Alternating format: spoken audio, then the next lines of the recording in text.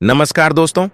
आज है 16 दिसंबर 2025 और हम बताने जा रहे आज की मायावती जी से जुड़ी 10 बड़ी खबरें। लेकिन उससे पहले अगर आप चैनल पर नए हैं तो हर दिन मायावती जी से जुड़ी खबरें सुनने के लिए चैनल को सब्सक्राइब करें। तो अब शुरू करते हैं। तो इस कड्डीडीहैची में पहली बड़ी खबर सीधे तौर पर बसपा के सबसे बड़े मिशन यानी मिशन 2027 से जुड़ी है। ये खबर है बसपा के उस ब्रह्मास्त्र की वापसी की जिसने 2007 में पार्टी को अपने दम पर पूर्ण बहुमत की सरकार दिलाई थी। जी हां, हम बात कर रहे हैं भाईचारा कमेटियों की। लेकिन रुकिए, ये 2007 वाली भाईचारा कमेटियों का सिर्फ दोहराव नहीं है, बल्कि यह भाईचारा कमेटी 2.0 है, जिसका स्वरूप और लक्ष्य दोनों ही पहले से कहीं ज्यादा बद्धा और स्पष्ट है। आपको याद होगा कि 2007 में मायावती ने सर्वजन हिताय सर्वजन सुखाय का नारा देते हुए दलितों और ब्राह्मणों का एक अभूतपूर्व गठबंधन बनाया था। उस वक्त हाथी नहीं गणेश है, ब्रह्मा विष्णु महेश है जैसे नारे गूंजे थे।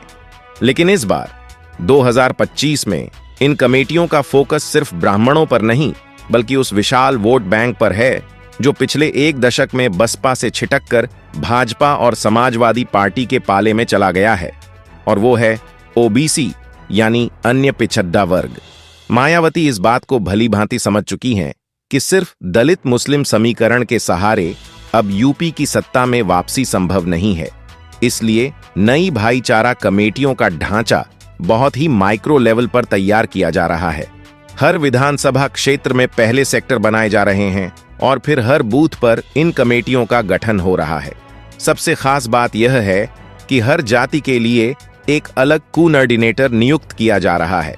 उदाहरण के लिए कुर्मी समाज को जोत ढाने की जिम्मेदारी कुर्मी नेता को, राजभर समाज को साधने की जिम्मेदारी राजभर नेता को, और इसी तरह मौर्य, कुशवाहा, सैनी, पाल, कश्यप जैसी तमाम ओबीसी जातियों को उनके ही समाज के नेताओं के जरिए पार्टी से जोड़ने का एक वृहद अभियान शुरू किया गया है। इन कमेटियों का काम सिर्फ वोट मांगना नहीं होगा, बल्कि ये कमेटियां इन समाजों के लोगों के छोटे मोटे मुद्दे जैसे कि थाने या तहसील के काम में उनकी मदद करेंगी और उन्हें यह एहसास दिलाएंगी कि बसपा ही उनकी सच्ची हितैषी है। यह एक तरह से कांशीराम साहब के द्वार की सोशल इंजीनियरिंग का आधुनिक संस्करण है, जिसका लक्ष्य 2027 तक बसपा के खोए हुए जनाधार को हर हाल में वापस पाना है। अब आते हैं दूसरी बड़ी खबर पर, जिसका संबंध सीधे सीधे देश के सबसे बड़े मंदिर यानी संसद से है। संसद का शीतकालीन सत्र चल रहा था और हर बार की तरह इस बार भी सत्ता पक्ष और विपक्ष के बीच हंगामा और गतिरोध की आशंका थी। ऐसे में बहन मायावती ने एक बहुत ही सधा हुआ और परिपक्व बयान जारी किया। उन्होंने सत्ता पक्ष और विपक्ष दोनों से अपील की कि वे देश हित और जनहित के मुद्दों पर सार्थक चर्चा करें और सदन की कार्यवाही को सुचारू रूप से चलने दें। यहां तक तो यह एक सामान्य बयान लगता है, लेकिन इस बयान की गहराई तब समझ में आती है जब हम उन मुद्दों को देखते हैं जिन्हें मायावती ने उठाया। उन्होंने सिर्फ दिल्ली के खतरनाक वायु प्रदूषण जैसे घिसे पिटे मुद्दे की बात नहीं की, बल्कि उन्होंने एक ऐसा मानवीय और संवेदनशील मुद्दा उठाया जिस पर शायद ही किसी बद्धे नेता का ध्यान गया हो। यह मुद्दा था मतदाता सूची पुनरीक्षण यानी वोटर लिस्ट को अपडेट करने के काम में लगे सरकारी कर्मचारियों, विशेषकर बीएलओ बूथ लेवल ऑफिसर्स की पीढ़ा का।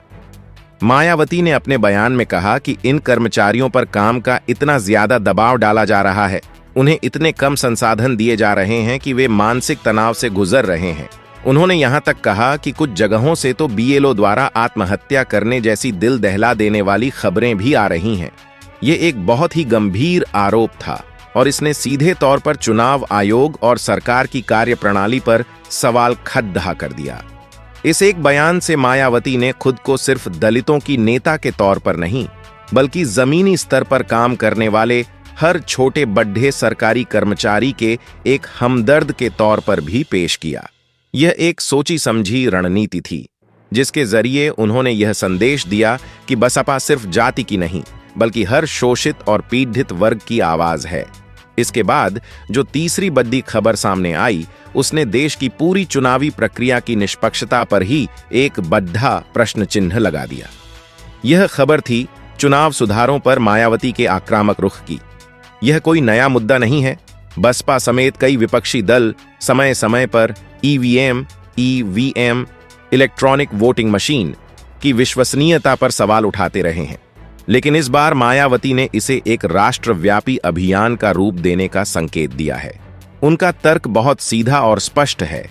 वह कहती हैं कि जब दुनिया के बड़े विकसित और लोकतांत्रिक देश जैसे अमेरिका, ब्रिटेन, जर्मनी, फ्रांस आज भी चुनाव के लिए बैलेट पेपर का इस्तेमाल करते हैं, तो भारत जैसे विशाल और विविधता वाले देश में सिर्फ ईवीएम पर निर्भर क्यों रहा जाए। उनका मानना है कि ईवीएम में छेदछाड़ और हैकिंग की आशंका हमेशा बनी रहती है, जिससे जनता का भरोसा चुनावी प्रक्रिया से उठता जा रहा है।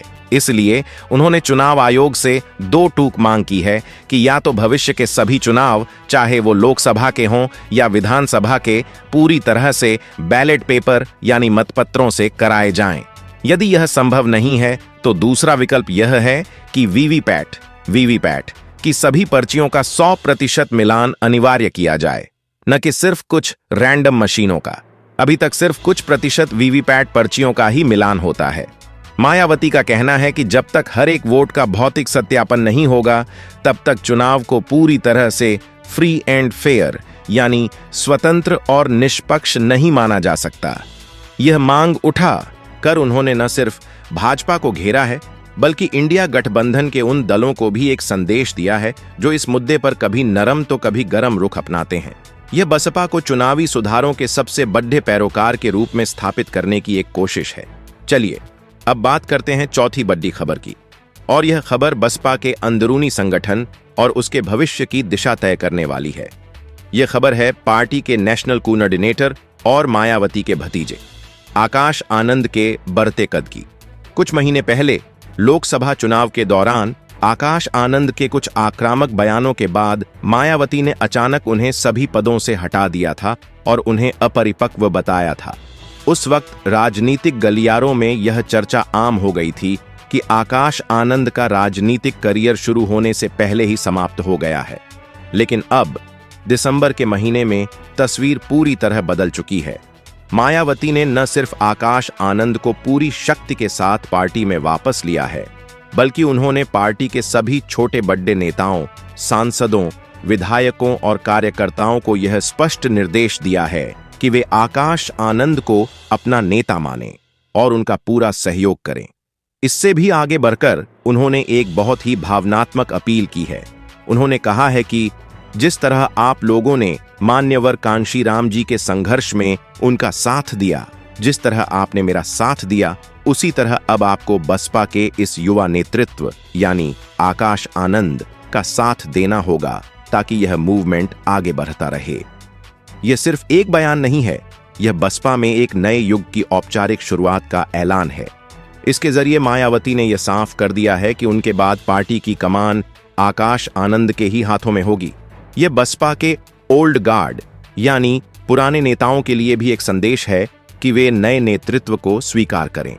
आकाश आनंद की वापसी और उनके बढ़ते कद से बसपा के युवा कार्यकर्ताओं में एक नया जोश भरने की कोशिश की जा रही है ताकि पार्टी आधुनिक तरीके से युवाओं के बीच अपनी पैठ बना सके। अब रुख करते हैं पांचवीं बड़ी खबर की तरफ, जिसमें मायावती ने अपने दोनों प्रमुख प्रतिद्वंद्वियों समाजवादी पार्टी और कांग्रेस पर एक साथ हमला बोला है। लेकिन यह हमला सामान्य राजनीतिक बयानबाजी नहीं है, बल्कि यह इतिहास के उन पन्नों को खोलकर किया गया हमला है जिनका जिक्र करके मायावती ने इन दोनों दलों को दलित और पिछड़ा विरोधी साबित करने की कोशिश की है। उन्होंने सपा और कांग्रेस के संविधान बचाओ और सामाजिक न्याय के नारों को पाखंड बताया। मायावती ने याद दिलाया कि जब देश के पहले कानून मंत्री बाबा साहेब डॉ. भीमराव अंबेडकर ने पिछड़े वर्गों के लिए आरक्षण की वकालत करने वाली काका कालेलकर आयोग की रिपोर्ट को लागू करने की बात की, तो तत्कालीन प्रधानमंत्री जवाहरलाल नेहरू और उनकी कांग्रेस सरकार ने इसे ठंडे बस्ते में डाल दिया था। इसी बात से आहत होकर बाबा साहेब ने कानून मंत्री के पद से इस्तीफा दे दिया था। मायावती ने पूछा कि जो कांग्रेस उस वक्त पिछद्दों के हाकू के खिलाफ थी, वो आज उनकी हितैषी कैसे हो सकती है। इसके साथ ही उन्होंने समाजवादी पार्टी पर भी तीखा प्रहार किया। उन्होंने संसद के उस वाक्य को याद दिलाया जब सपा के एक नेता ने प्रमोशन में आरक्षण देने वाले बिल की कॉपी को संसद में ही फाड़ दिया था। मायावती का तर्क है कि ये दोनों पार्टियां सिर्फ चुनाव के समय दलितों और पिछड़ों का वोट लेने के लिए सामाजिक न्याय का नाटक करती हैं, लेकिन सत्ता में आने पर उनका असली जातिवादी और सामंतवादी चेहरा सामने आ जाता है। इस ऐतिहासिक हमले के जरिए वह अपने कोर वोट बैंक को यह संदेश देना चाहती हैं कि सपा और कांग्रेस कभी भी उनके सच्चे हितैषी नहीं हो सकते। इसके बाद आती है छठी बड़ी खबर, जो बसपा की गठबंधन की राजनीति को लेकर है। जब से 2024 के लोकसभा चुनाव के लिए इंडिया गठबंधन बना है, तभी से यह अटकलें लग रही थीं कि शायद देर सबेर मायावती भी इस गठबंधन का हिस्सा बन सकती हैं। लेकिन मायावती ने इन सभी अटकलों पर पूरी तरह से विराम लगा दिया है। उन्होंने एक बार फिर अपनी एकला चलो यानी अकेले चुनाव लड़ने की नीति को पूरी दृढ़ता से दोहराया है, लेकिन इस बार उन्होंने इसके पीछे का गणित भी समझाया है। उनका विश्लेषण यह है कि जब भी बसपा किसी दूसरी पार्टी के साथ गठबंधन करती है तो उसे हमेशा नुकसान ही होता है। उन्होंने 2019 के लोकसभा चुनाव का उदाहरण दिया, जब बसपा ने सपा के साथ गठबंधन किया था। मायावती का कहना है कि उस चुनाव में बसपा का समर्पित वोटर, खासकर दलित, तो सपा के उम्मीदवारों को वोट ट्रांसफर कर देता है, लेकिन सपा का कोर वोटर, यादव और अन्य जातियां बसपा के उम्मीदवार को वोट नहीं देता। इसका नतीजा यह होता है कि बसपा का अपना वोट बैंक भी कमजोर होता है और उसे गठबंधन का कोई खास फायदा भी नहीं मिलता। यही कारण है कि उन्होंने फैसला किया है कि चाहे 2027 का यूपी चुनाव हो या पश्चिम बंगाल, असम जैसे अन्य राज्यों के चुनाव, बसपा किसी भी गठबंधन का हिस्सा नहीं बनेगी और अपनी विचारधारा और अपने दम पर अकेले ही चुनाव लड़ेगी। यह फैसला इंडिया गठबंधन के लिए एक बड़ा झटका है, क्योंकि यूपी जैसे बड़े राज्य में अगर बसपा अलग लड़ती है तो इसका सीधा फायदा भाजपा को मिल सकता है। लेकिन मायावती के लिए यह अपनी पार्टी के अस्तित्व और उसकी पहचान को बचाने की एक लड़ाई है। 7वीं बड़ी खबर का स्रोत पड़ोसी राज्य बिहार है।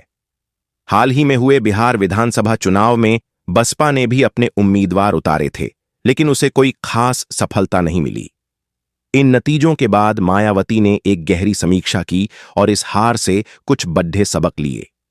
उन्होंने माना कि बिहार में पार्टी की हार का मुख्य कारण जमीनी स्तर पर संगठन का न होना और सिर्फ चुनाव के समय बड़े नेताओं के हवाई दौरे करना था। इस हार से सबक लेते हुए उन्होंने अब पार्टी की पूरी कार्यशैली को बदलने का फैसला किया है। उन्होंने निर्देश दिए